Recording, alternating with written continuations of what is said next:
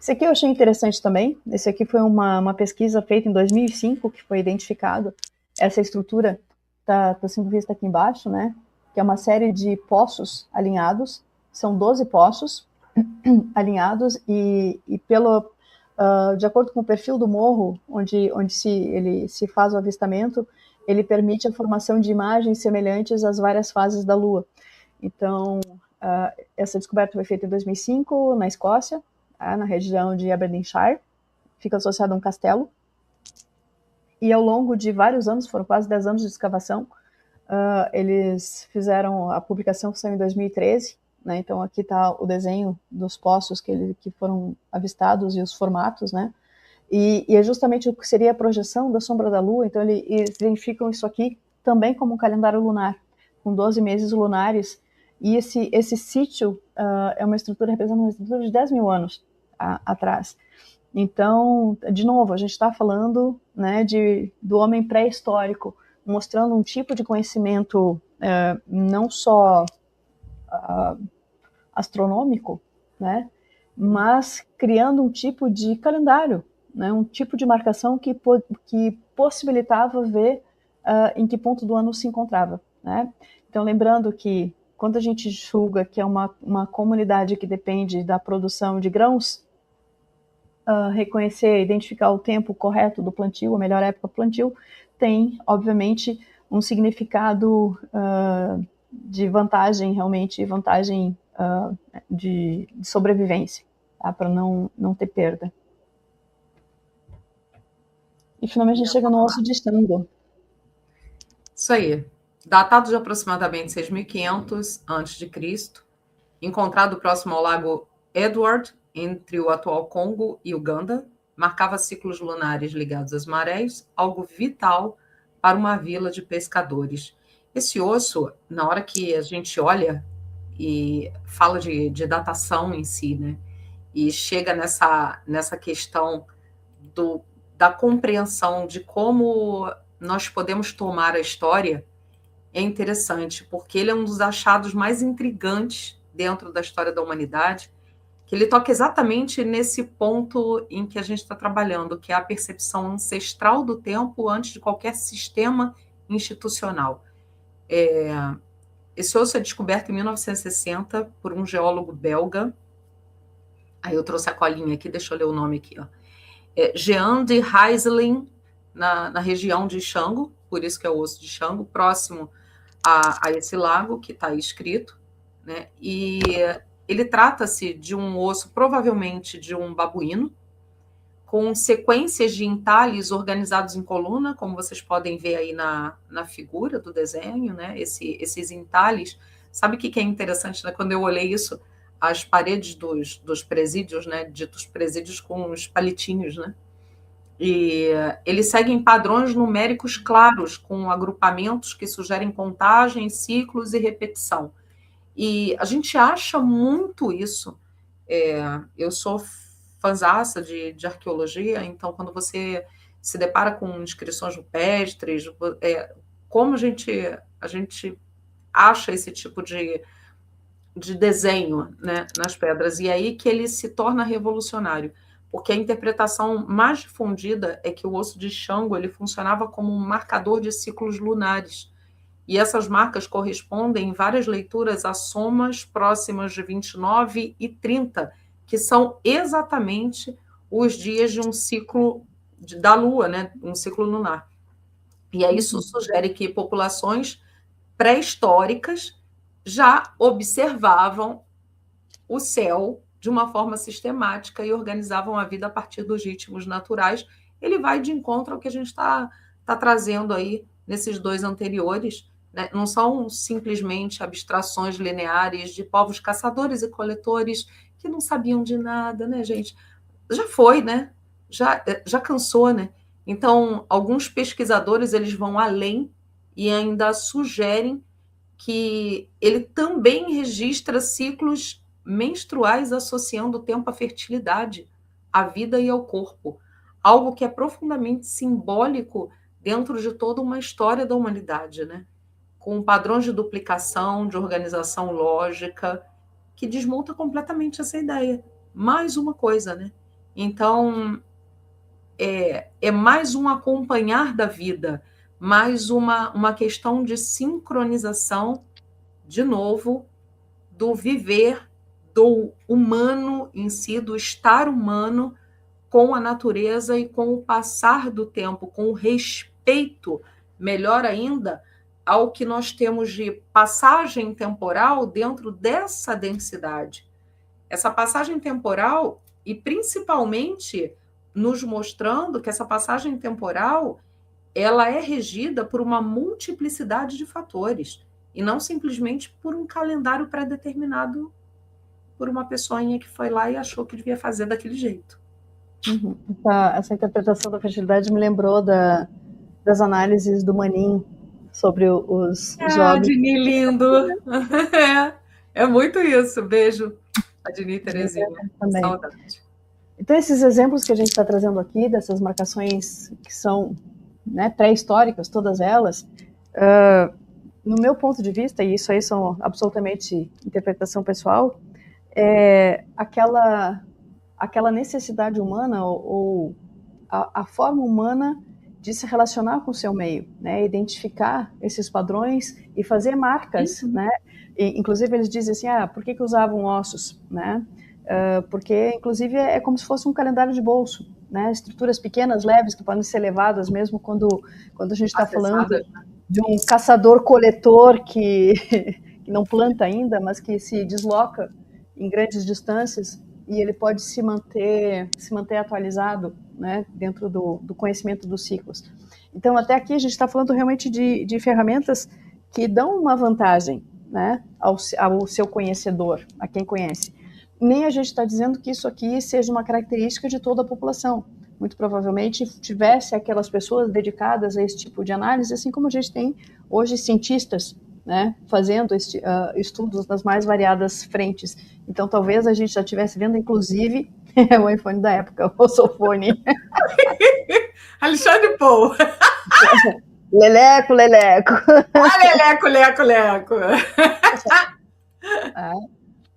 Mas o fato é que o reconhecimento dos padrões, a identificação desses padrões e a possibilidade de prever o que vai acontecer a seguir é uma vantagem adaptativa, sim, né? O problema é quando isso se torna um instrumento de controle, né? E que boa parte dos calendários que se desenvolve depois acaba sendo assim, acontecendo. E aqui eu trouxe, Dini, eu não sei nem se chegasse a ver esse slide. Eu vi. Né? Isso aqui foi um tema que a gente falou na nossa live para os membros, que a gente falou sobre isso, né? Trazendo a cruz solar. Existem alguns pontos, então assim, a nossa identificação de passagem do tempo dentro da linearidade, ela tem algumas características que são mais ou menos fixas, né? Ou são padrões que podem ser identificados. Então são aqueles momentos em que a relação entre a quantidade de horas de sol e quantidade de horas de escuro são ou iguais, né, nos equinócios, ou são brutalmente diferentes, como costuma acontecer na marca entre o solstício de inverno e verão. Claro que aqui a gente está colocando as datas de acordo com o hemisfério norte, lembrando que essas informações todas, elas vêm do hemisfério norte, de culturas do hemisfério norte, e por isso a gente não fez adaptação, mas obviamente que verão e inverno vão estar invertidos aqui para nós do hemisfério sul, assim como outono e primavera, que é o equinócio vernal. Então, assim, o equinócio vernal, a entrada da primavera, sempre foi considerada uma marca muito importante, porque é aquele momento em que a natureza, especialmente nos países onde o inverno é rigoroso e tem a presença de neve e congelamento do solo, o retorno, né, da possibilidade da vegetação, não é apenas o diminuir do frio, mas a possibilidade daquela semente que está germinando, né, que está presa na terra, ela ter a possibilidade de germinar. Então, é o retorno à vida, né, é o nascer do sol, né, a presença do sol como realmente o fator diferencial. Então, em muitas culturas, o início do ano realmente acontece no equinócio vernal, na entrada da primavera, no hemisfério norte, que seria 20 de março, né, que é a mudança justamente quando entra o signo de Áries, que é o primeiro signo zodiacal. E aí a gente tem essa referência do zodíaco como também uma referência importante. Então, a gente se refere a esses 4 pontos fixos de marcação como ano tropical, porque se refere exatamente à distância maior que o Sol faz de um lado a outro do Equador. Tá? Então, para se conhecer essa linha do Equador, teria que ter essa noção geográfica, né? E saber que o limite do Sol está nos trópicos, né? Trópico de Capricórnio, Trópico de Câncer. Por isso que se chama de ano tropical. E não parece ser um conhecimento tão simples, né? Mas ele está presente na maior parte das culturas. Mesmo aquelas culturas que a gente considera as mais anteriores em termos de históricas. Então, vem desde a Suméria, dos egípcios. Esse ponto do ano tropical, ele é muito importante, tá? E aqui começam as dificuldades de interpretação, porque qual é o nosso conceito de marcação e tempo? Hoje a gente tem aqui no relógio, né, minutos, segundos, milissegundos, né, lá com um pulso, com o pulso do iônico, né, para a gente saber quanto dura exatamente um segundo. Mas, em termos mais gerais, a gente tem o conceito do dia, o agrupamento em semanas, e o conceito de mês, que é dado pela Lua, né? O mês é o ciclo da Lua de nova até voltar ao estado de Lua nova. Para alguns vai ser o início do mês, vai ser na Lua cheia, a maior parte na Lua nova, mas também, enfim. Mas o conceito do mês, ele está associado à Lua, e o conceito do ano está associado ao ciclo solar. E quando a gente pega esses pontos tropicais, o ano tropical, eles são elementos relativamente fixos, e por isso que eles têm essa representação dentro de um círculo com 4 pontos, né? Equinócios e solstícios se alternando dentro do passeio que o Sol faz na eclíptica, no eixo ao redor da Terra. E o que está passando nessa eclíptica? Justamente o zodíaco, as constelações que vão compor o zodíaco. Tá? Então, esse conhecimento, né, do solstício de inverno, na época do dezembro, que o Sol atinge sua latitude mais meridional, então que ele chega mais ao sul possível, tocando lá no Trópico de Câncer. Nesse horário temos o dia mais curto no hemisfério norte, aqui a gente está no solstício de verão. A data, 21 de dezembro, solstício de verão no hemisfério norte, época de junho, em que o Sol atinge sua latitude mais setentrional. Então, em dezembro vai estar mais ao norte possível, no hemisfério norte, no solstício de verão mais ao sul possível. O equinócio vernal é a época de março em que o Sol passa pelo Equador, movendo-se do hemisfério sul para o hemisfério norte. E o de outono é a época de setembro, em que o Sol passa pelo Equador, movendo-se do hemisfério norte para o hemisfério sul. Esse seria o grande conceito, né? E quando a gente fala dos calendários solares, é mais ou menos isso que é visto. Quanto tempo acontece para que o Sol cumpra esse ciclo? Tá? E hoje a gente sabe, para o nosso calendário, a gente usa os 365 dias e um quarto. 365 dias e 6 horas e um pouquinho, que a gente faz a correção com o ano, os nossos anos bissextos, que a gente vai falar um pouquinho também, tá? E aí mais interessante é que esse símbolo da cruz solar, ela está presente dentro da Igreja Católica. Muitas igrejas católicas, a representação da cruz em muitos símbolos, muitas imagens sacras usam a imagem desse halo. Isso foi travestido como se fosse o halo dos santos, né? Também. E nada mais é do que o trajeto do Sol. Então, o Sol vem desde as religiões pagãs como sendo o Salvador, né? E isso vai sendo incorporado no cristianismo e no catolicismo dentro dessa mesma lógica, né? Então, a simbologia, ela está presente, tá? E ela só vai recebendo novas interpretações à medida em que os donos do poder vão mudando também. É isso aí. E a gente chega aí no guia dos calendários. E nós vamos começar aí com o calendário lunar. Só dar essa introduçãozinha que esses calendários históricos são as primeiras versões que nós vamos puxar daqui para frente, usadas pelas civilizações antigas para marcar o tempo, registrar a história e agendar eventos importantes. E nós temos uma subdivisão que é dentro de uma cosmologia, que são os calendários cosmológicos, e onde nós começamos através dos lunares, solares, lunisolares, com as constelações. E os ritualísticos, religiosos, né, que estão aí imperando hoje dentro da nossa sociedade. É um calendário religioso, que é um calendário gregoriano, pelo Papa Gregório, mas nós temos outras diferenciações, que são os calendários islâmico, muçulmano e hindu, e o chinês, o próprio chinês está lá também, né, com cunho religioso, então o próprio judaico. Atualmente, há uma padronização técnica, o ISO 8601, como o mundo moderno determina o tempo.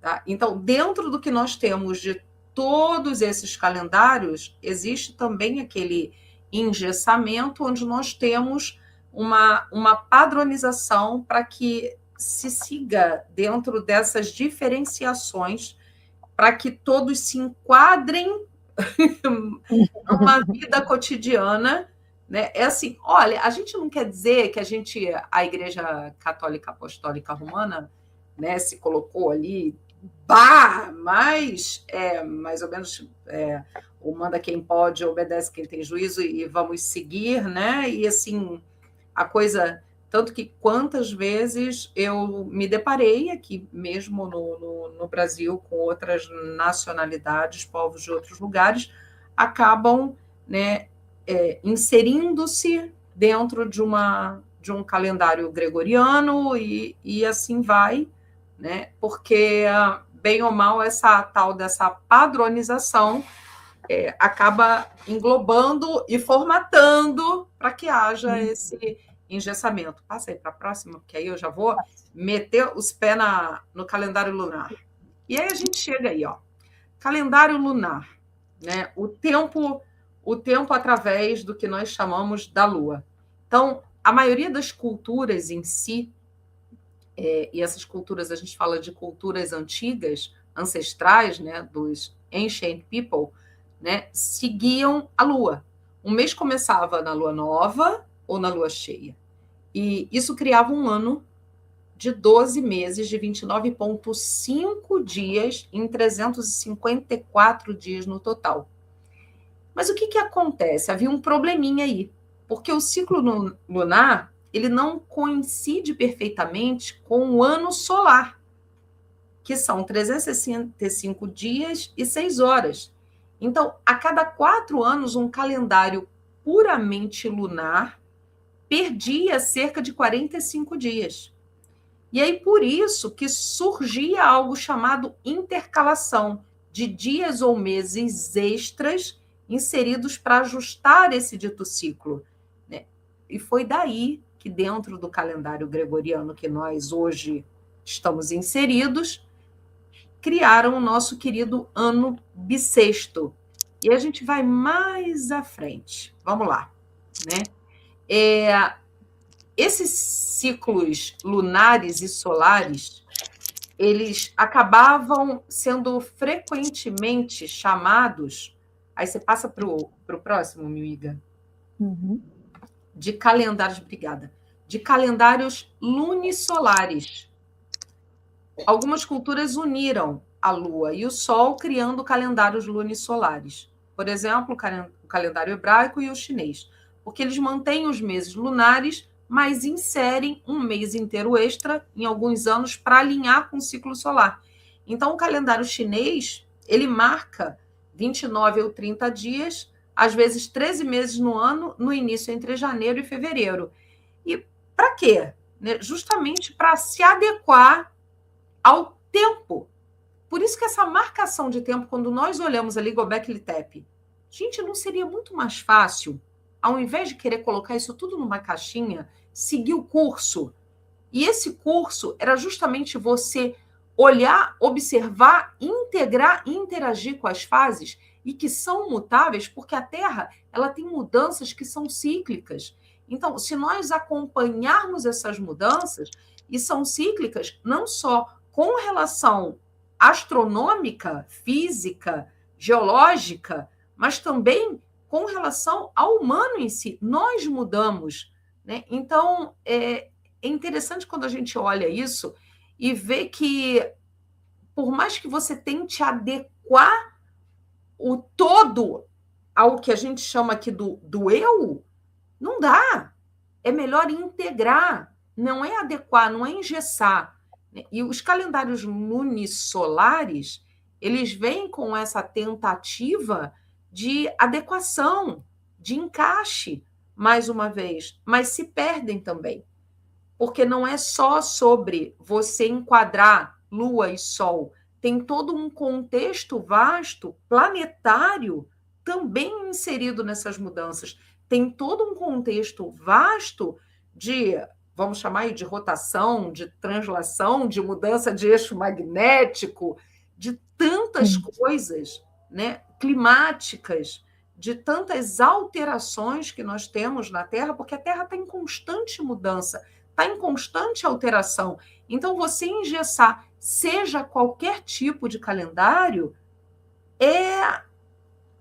vamos dizer assim, não é um atraso, mas é uma alteração do nosso próprio organismo com relação a uma harmonização com o todo.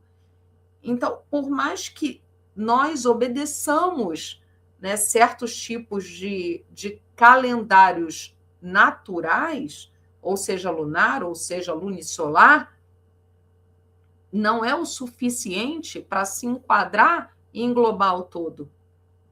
E aí?